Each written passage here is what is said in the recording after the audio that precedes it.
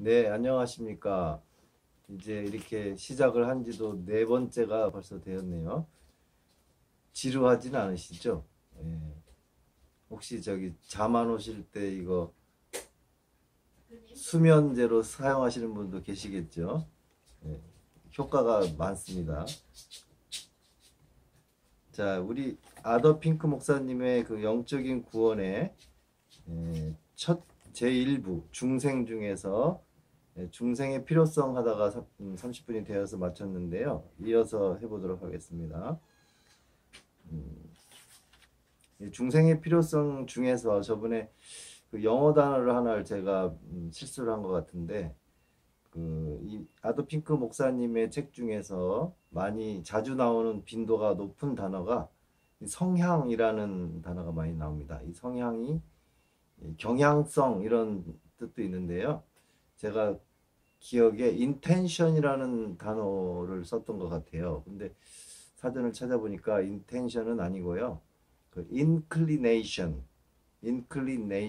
이게 이제 맞습니다. 제가 실수한 것 같습니다. 그래서 이제 오늘은 그 중생의 필요성 중에서 중간 파트인 제3번 제 소제목이 인간이 하나님께 부적합하기 때문에 중생이 필요하다라는 부분부터 같이 함께 나눠보도록 하겠습니다. 이스라엘의 선생으로서 많은 사람의 존경을 받으며 신앙심이 깊은 바리새인인 니고데모가 어느 날 그리스도께 왔을 때 주님께서는 그에게 분명히 사람이 거듭나지 아니하고는 하나님 나라를 볼 수도 없고 들어갈 수도 없다고 말씀하셨다. 즉 이 땅에서 복음을 믿을 수도 없으며 하늘나라의 영광에도 참여하지 못한다는 것입니다. 인간이 영적인 본성을 소유하지 않는다면, 자 여기서 본성이라는 단어가 많이 나옵니다. 아무도 영적 세계에 참여할 수 없습니다. 이 영적 본성만이 영적 세계에 속한 일들을 즐길 수 있는 적성과 자격을 부여해 줍니다. 그런데 여기서 자연인은 중생과 회심과 거듭나지 못한 사람을 자연인이라고 그런다 그랬죠. 이 자연인은 이 본성을 가지고 있지 않을 뿐만 아니라 깨닫지도 못합니다. 고린도전서 2장 14절에 있는 말씀입니다. 그는 그것들을 사랑하지도 않고 바라지도 않습니다. 요한복음 3장 19절에 있는 말씀입니다. 또한 의지는 육체의 욕심을 따라 노예가 되었으므로 에베소서 2장 2절에서 3절에 있는 말씀. 그것들을 바랄 수도 없습니다. 그러므로 어떤 인간이 영적 세계에 들어갈 수 있기 위해서는 그의 지식이 초자연적으로 계몽되고 그의 마음이 새로워지고 그의 의지는 자유롭게 되어야 합니다. 죄인이 중생하기 전까지는 그 죄인과 함께한 그리스도와 하나님 사이에는 접촉점이 있을 수 없습니다. 어떤 중요한 공통점을 지니고 있지 않은 두 개의 집단은 법적으로 서로 연합할 수 없습니다. 본성에 있어서 우월한 것과 열등한 것은 함께 연합되어질 수도 있지만 서로 다른 본성은 연합할 수 없는 것입니다. 예를 들면 불과 물이, 짐승과 사람이, 선한 천사와 사악한 악마가 어찌 연합할 수 있겠습니까? 천국과 지옥이 사이좋게 만날 수 있겠습니까? 우정이 이루어지려면 공통되는 기질이 있어야 합니다. 마찬가지로 교제가 이루어질 수 있으려면 몇 가지 일치점이나 동일한 점이 있어야 합니다. 짐승과 사람은 이성을 가진 생명이란 면에서 일치하지 않습니다. 그러므로 서로 교제를 나눌 수는 없습니다. 하나님과 인간은 거룩한 생활에서 일치하지 않습니다. 그러므로 서로 교제할 수가 없습니다. 우리는 첫 번째 아담과 같은 본성을 가지고 서로 연합되어 있습니다. 그런데 마지막 아담과는 새로운 본성이나 원리가 없이 어찌 그와 연합할 수 있겠습니까? 그래서 마지막 아담은 예수 그리스도를 말씀하시는 것이죠. 우리는 살아있는 혼으로 첫 번째 아담과 연합되어 있으므로 살려주시는 성령에 의하여 마지막 아담과 연합되어야 합니다. 하늘의 형상이 없이는 하늘의 아담과 아무 관계가 없습니다. 고린도전서 15장 48절에서 49절의 말씀. 우리 주님의 지체일 것 같으면 하나님의 성령에 의하여 머리에게 전하여진 것과 똑같은 거룩의 본성을 지니고 있어야 합니다. 누가복음 1장 35절의 말씀. 이 둘 속에 있는 한 영이 있어야 합니다.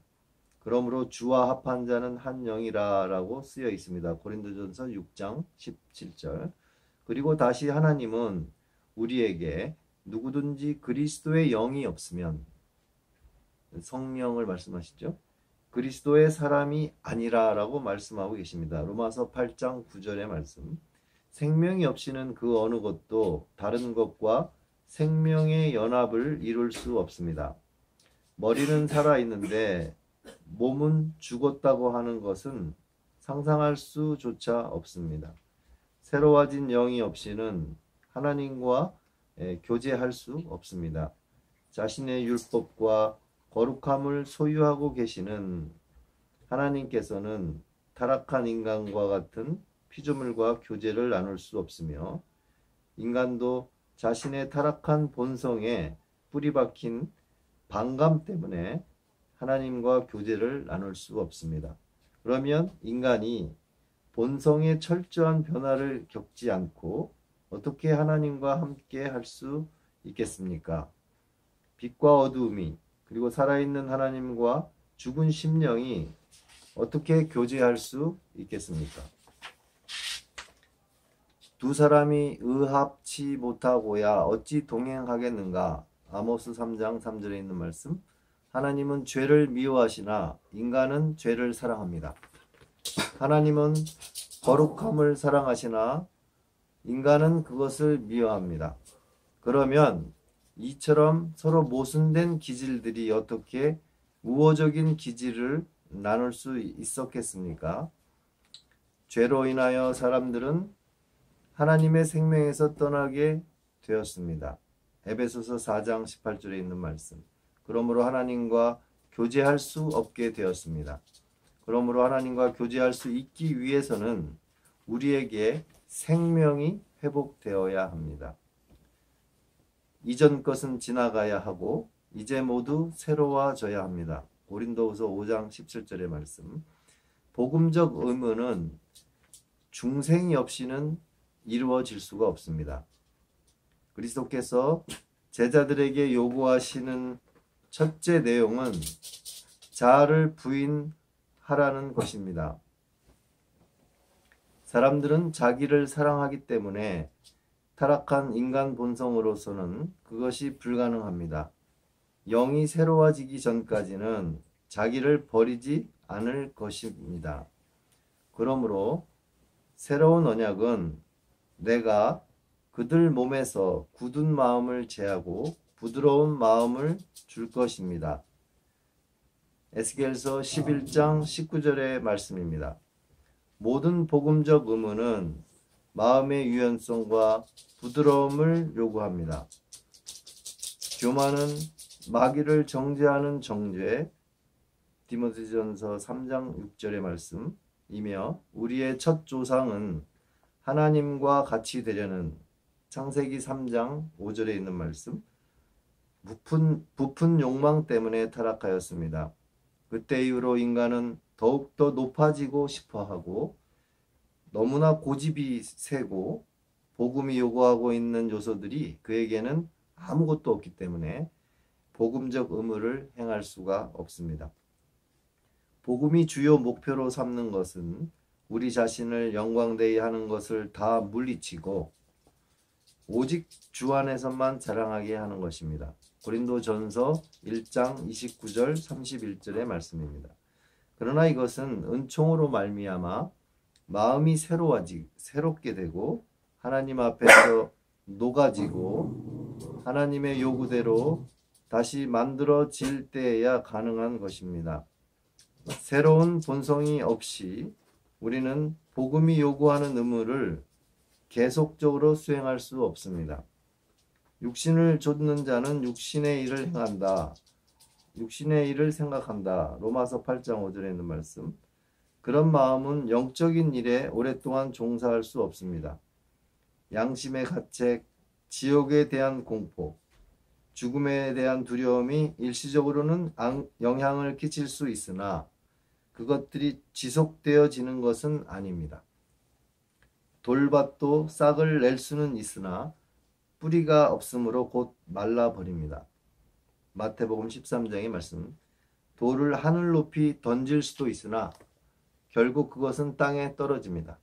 자연인은 한동안 종교적인 열정에서 높게까지 올라갈지도 모르지만 이스라엘에 대해 이는 하나님께 향하는 저의 마음이 정함이 없으며 그의 언약이 성실치 아니하였음이로다. 시편 78편 37절의 말씀 라고 말한 바와 같이 그에 대해서도 조만간 그런 평가가 있게 될 것입니다.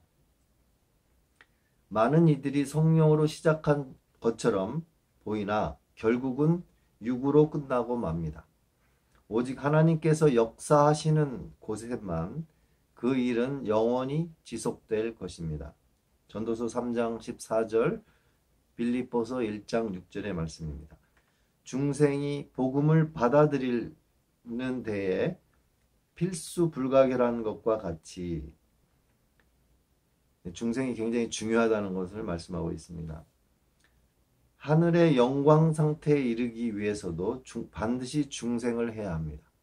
이스라엘 사람들이 가나안에 들어갈 때에 그들의 힘과 신선함은 바로 그 중생을 상징하고 있는 것입니다.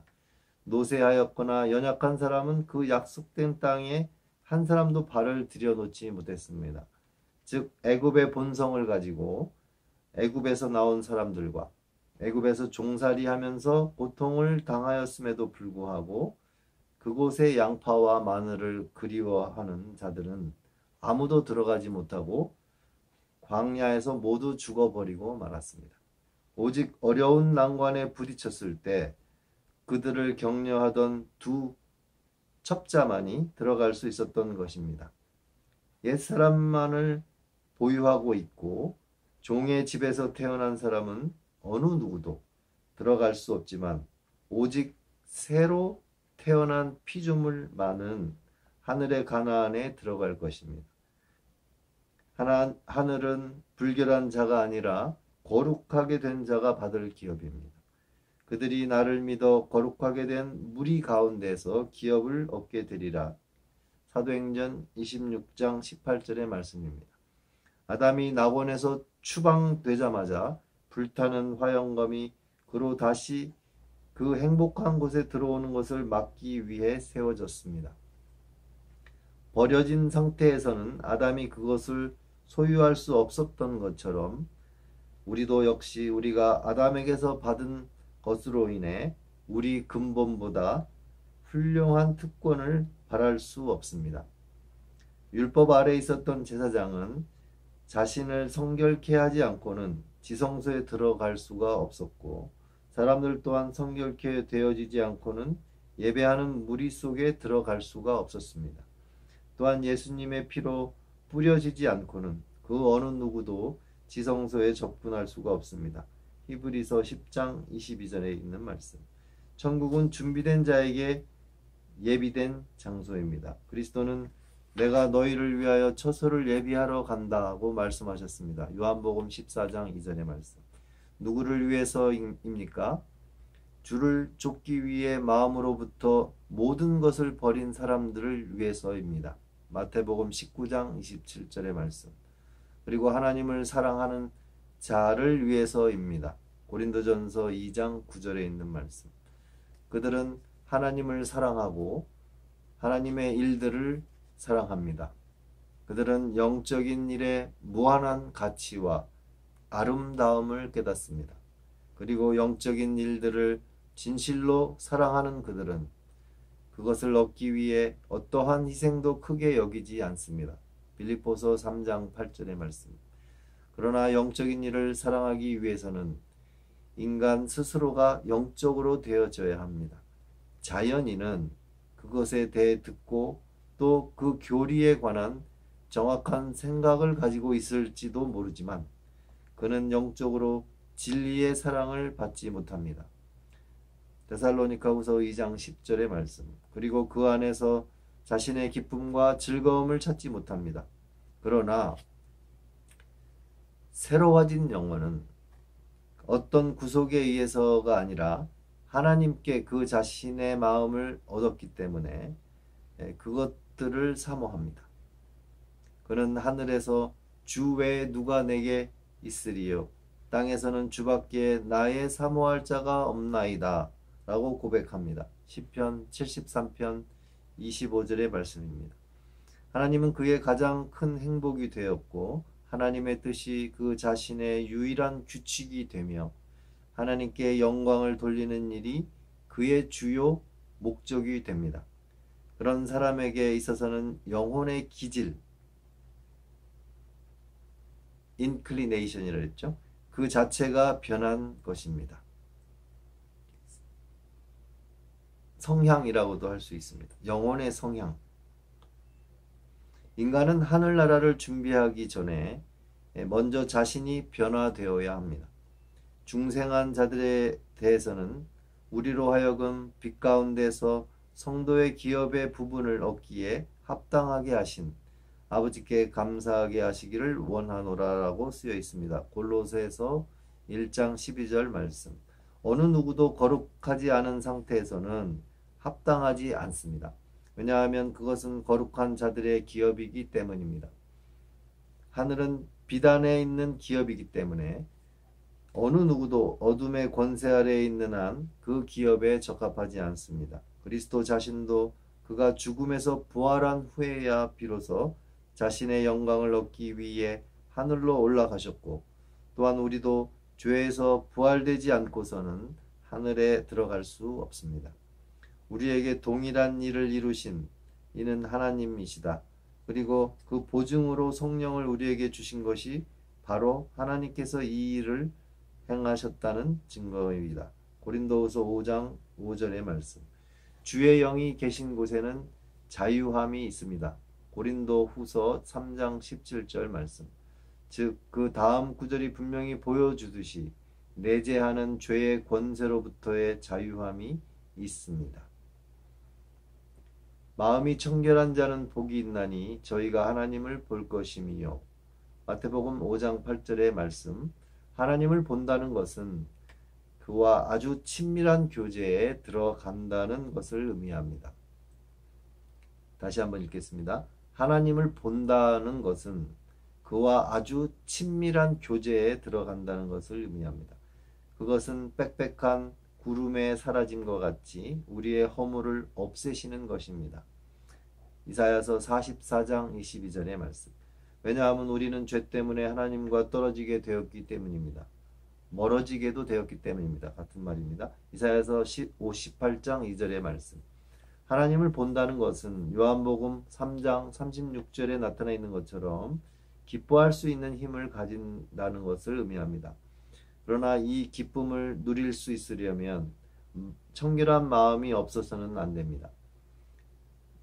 이제 마음은 믿음으로 말미암아 깨끗하게 되는 것입니다. 사도행전 15장 9절의 말씀. 왜냐하면 믿음은 하나님과 관계가 있기 때문입니다. 이와 같이 청결한 마음은 죄로부터 깨끗하여지고 그 앞에 거룩한 목표를 가지게 된 마음입니다. 청결한 마음은 거룩함의 아름다움에 이끌리고 위에 있는 것들을 사랑하는 마음입니다. 그런데 하나님이 자기 백성들의 불완전한 거룩함을 참지 못하시며 그 불완전한 거룩함을 불필요한 엄격함 또는 청교도적 광신이라고 꾸짖으시는데 그가 어떻게 하나님을 즐거워할 수 있겠습니까? 하나님의 얼굴은 의로운 중에만 볼 수 있습니다. 시편 17편 15절에 있는 말씀. 모든 사람으로 더불어 화평함과 거룩함을 좇으라. 이것이 없이는 아무도 주를 보지 못하리라. 히브리서 12장 14절 말씀입니다. 어떤 사람도 그 자신 안에 근본적인 변화, 즉 죄로부터 거룩함으로의 변화를 겪지 않고는 하나님과 함께 살 수도 없고 영원히 하나님의 존전에서 행복할 수도 없습니다. 이 변화는 타락하게 되었을 때처럼 바로 우리 존재의 근원에까지 이르러 우리 존재 전체에 영향을 미치는 것이어야만 합니다. 즉 우리 마음의 어두움을 벗겨내고 양심을 일깨우고 평화롭게 하며 우리의 감정을 영적이게 하고 의지를 변화시키며 우리의 전 삶을 개혁시키는 일입니다. 그리고 이 큰 변화는 바로 이 땅에서 일어나야 합니다. 영혼이 하늘로 옮겨진다고 해서 중생되어지는 것은 아닙니다. 장소가 하나님의 형상을 전해주는 것은 아닙니다. 천사들이 타락하였을 때 그들은 하늘에 있었지만 하나님께서 거처하시는 곳의 영광이 그들을 회복시키지는 않았습니다. 사단은 하늘에 들어갔었지만 아무 변화도 겪지 않고 그곳을 떠났습니다.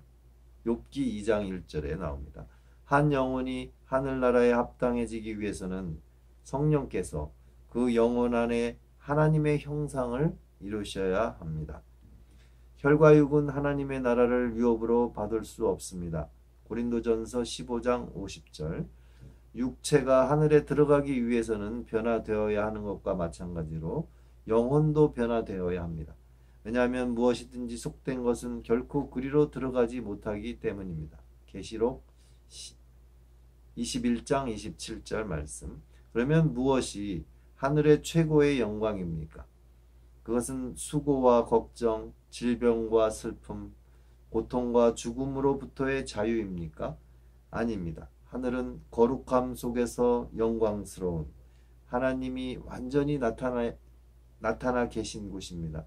그런데 사악한 자들은 주제넘게도 천국에 가기를 원하면서도 이 땅에서는 그 거룩함을 멸시하고 증오하고 있는 것입니다.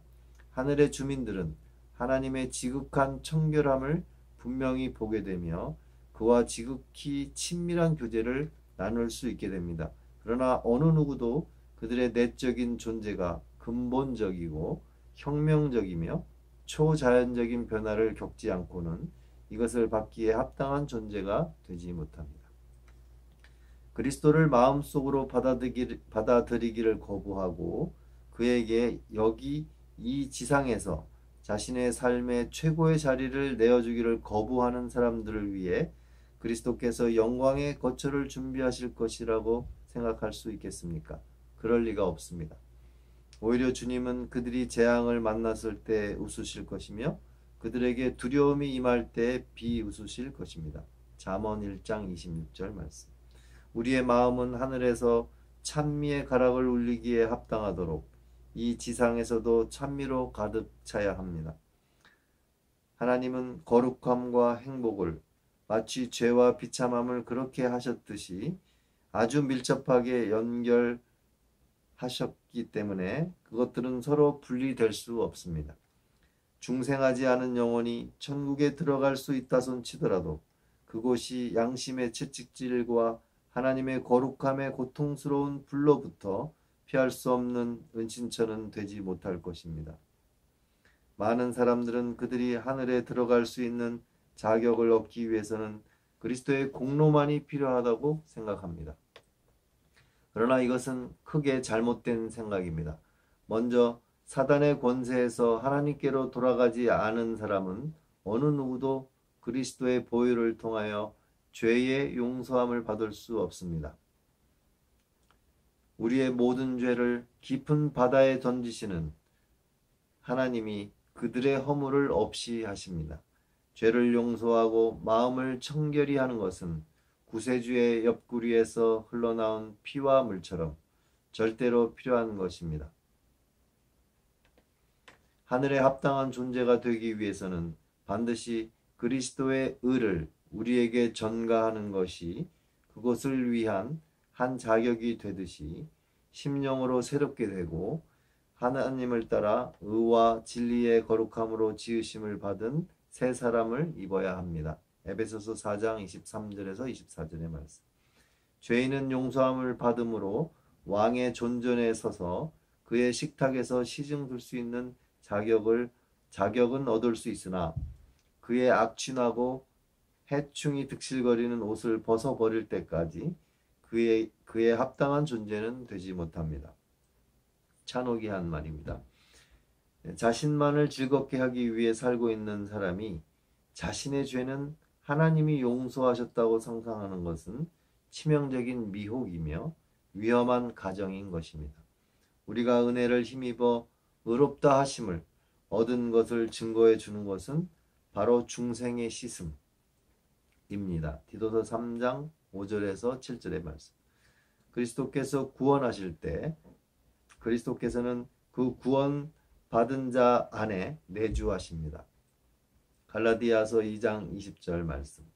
그러나 그가 영적으로는 냉담하고 완고하고 생명이 없는 채로 남아있는 마음속에 거하시는 일은 불가능합니다. 거룩함의 최고의 모범 되신 이가 방종한 자의 후원자가 되실 수는 없는 것입니다. 칭의와 성화는 서로 뗄 수 없는 관계에 있습니다. 어떤 사람이 죄책으로부터 용서함을 받을 때 이것이 바로 죄책으로부터 용서함을 받는다. 이것이 칭의죠. justification. 그는 또한 죄의 지배로부터도 구원된다. 죄의 지배로부터 구원된다. 이게 이제 성화라고 할 수 있습니다. sanctification. 그래서 칭의와 성화가 이게 함께 관계가 있는 것입니다. 이게 구분돼서 분리되는 것이 아니고, 그러니까 칭의는 받았는데 성화는 없다. 이것은 가짜입니다. 그 다음에 칭의는 없는데 성화는 있다. 이것도 가짜입니다. 그래서 이거는 서로 뗄 수 없는 관계에 있다는 것이죠. 그러니까 죄에 대한 책임으로부터 용서함을 받고 죄의 지배로부터 또 구원함을 얻는 거죠. 죄 속에서 막 계속 살아간다는 것은 아니라는 것을 얘기합니다. 그러나 그 어느 것도 영혼이 중생하기 전까지는 이루어질 수가 없습니다. 이것이 이루어지려면 칭의와 성화가 이루어지는 이 일이 일어나려면 영혼의 중생이 역사가 있어야 된다. 성령의 역사가 있어야 된다. 이것을 이제 말씀하고 있습니다. 하나님이 자기 백성의 죄를 그리스도에게 전가하기 위해서는 그리스도가 반드시 죄 있는 육신의 모양으로 되어야 했던 것처럼 로마서 8장 3절 또한 우리가 그리스도 안에서 하나님의 의가 될 수 있기 전에 그리스도 안에서 새로운 피조물이 되는 것이 마땅합니다. 우리가 신의 성품에 참여하는 자가 되는 것은 베드로후서 1장 4절의 말씀, 그리스도가 우리를 구할 수 있기 전에 범사의 인간들과 같이 되심처럼 실제적이고 크게 필요한 일입니다. 히브리서 2장 14절 17절에 있는 말씀. 하나님이 인간으로 태어나지 않고는 그는 죄의 나라로 들어올 수 없다. 인간이 거듭나지 않고는 의의 나라를 볼 수 없습니다. 그리고 하나님의 능력, 즉 모든 의지의 신성의 전권 대사이며 집행자인 성령의 능력이 하나님의 성육신과 인간의 중생을 이루십니다. 그래서 하나님의 아들이 죄가 될 수도 있으며 사람들의 아들들이 의롭게 될 수도 있는 것입니다. 자신의 모든 시간을 죄 속에서, 즉 자신만을 즐겁게 하며 소비해 버린 사람이 어떻게 그 지극히 거룩한 세계로 들어갈 수 있겠습니까? 자신의 마음을 한 번도 그 가락에 맞추지 않았던 사람이 어떻게 하나님의 어린 양의 노래를 부를 수 있겠습니까? 믿음의 눈을 통해서 희미하게 거울을 통하여 보듯이 밖에는 하나님을 본 적이 없는 자가 어떻게 얼굴과 얼굴을 맞대고 하나님의 장엄한 위엄을 볼 수 있겠습니까?